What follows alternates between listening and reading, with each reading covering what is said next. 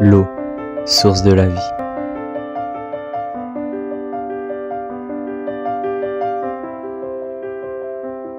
L'eau, celle qui nous désaltère après une grosse journée ou un gros effort. Celle qui nous permet de nous rafraîchir quand on a chaud. Et qui nous permet de se laver. L'eau, dans laquelle on s'amuse. On nage.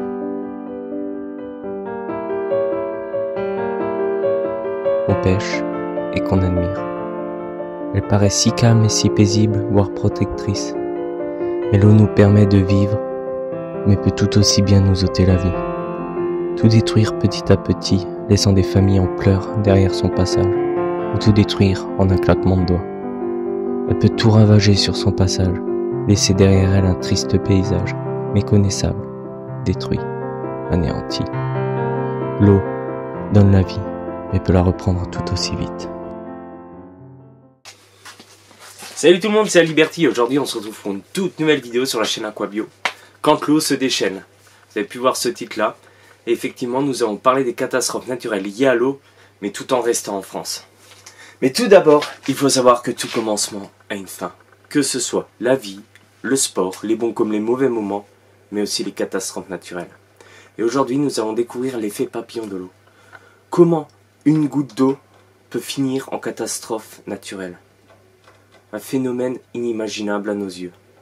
Et tout ça, nous allons le découvrir tout de suite. On se dit tout va bien, c'est qu'une petite pluie, ça va pas durer. De toute façon après la pluie, le beau temps. Mais des fois c'est tout l'inverse. La pluie ne cesse de tomber.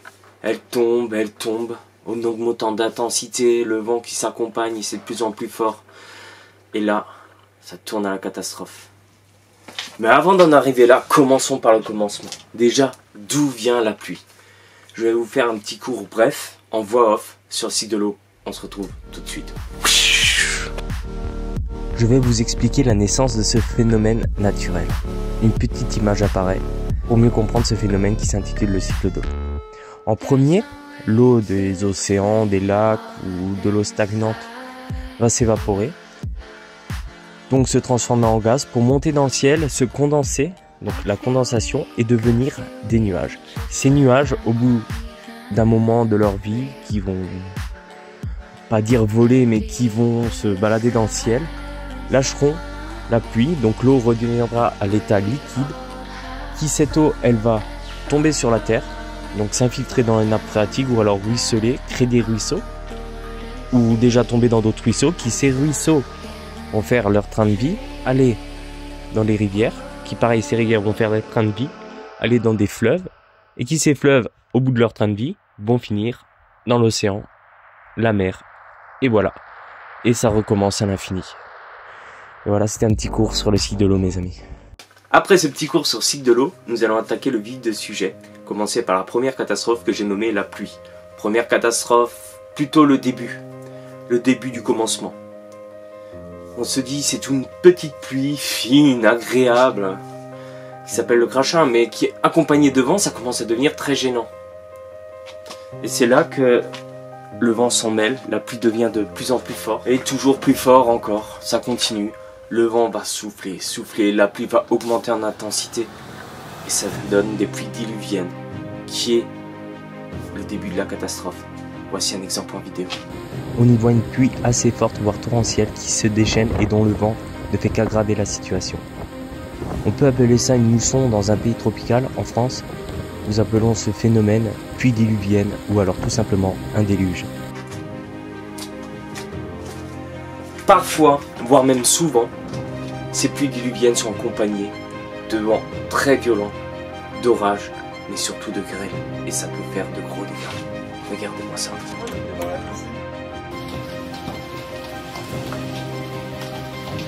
La grêle, de la glace qui tombe du ciel. L'eau à l'état solide qui peut devenir très dangereuse selon la taille des glaçons qui nous tombent sur la tête.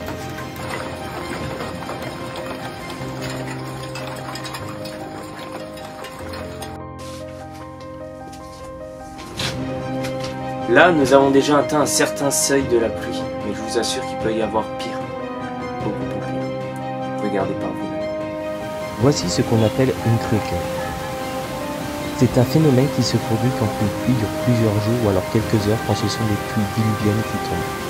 Les ruisseaux sont en trop plein d'eau, ce qui va augmenter la vitesse du courant et le débit d'eau des rivières, voire des ruisseaux eux-mêmes, de presque rien à des milliers de litres d'eau à la minute.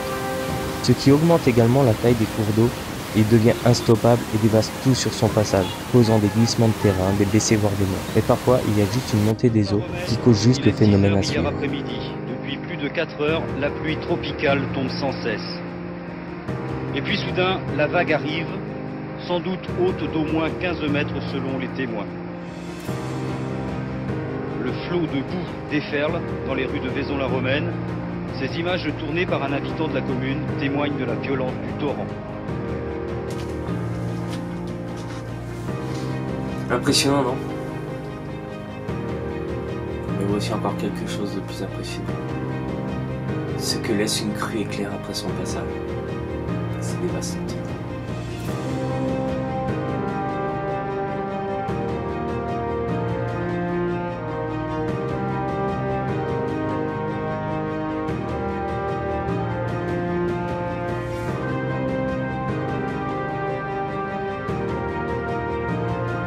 Les inondations, le reste d'un titan qui a dévasté un paysage.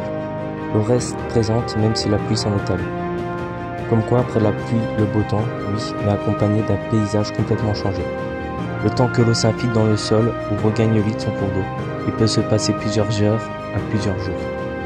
Mais ceci reste quand même dangereux voire mortel pour cause de noyade ou d'hypothermie. Après, quand l'eau des inondations se retire des terres, s'infiltre de nouveau dans le sol ou retourne dans le lit de sa rivière, c'est le retour à la normale pour la nature, oui, mais pour l'homme, non, parce que ça laisse des dégâts énormes. Mais bon, là, on vient de voir dans cette vidéo toutes les catastrophes liées à la pluie en France.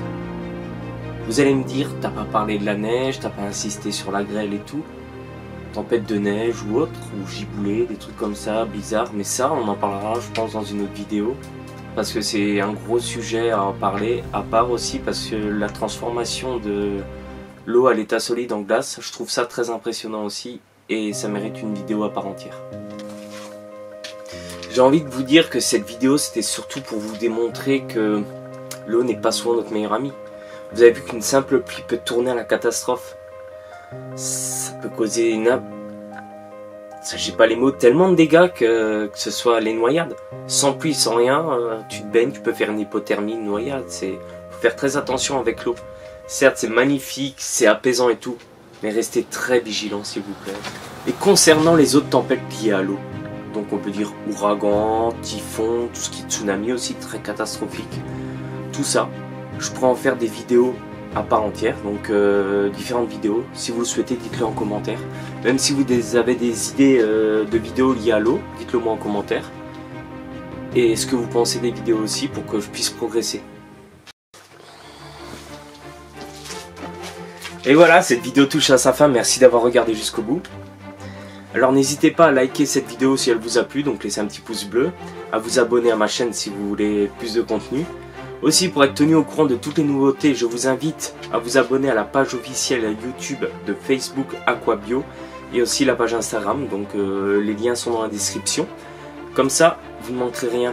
Allez, j'espère que tout le monde se porte bien. C'était Liberty. Ciao, bye bye.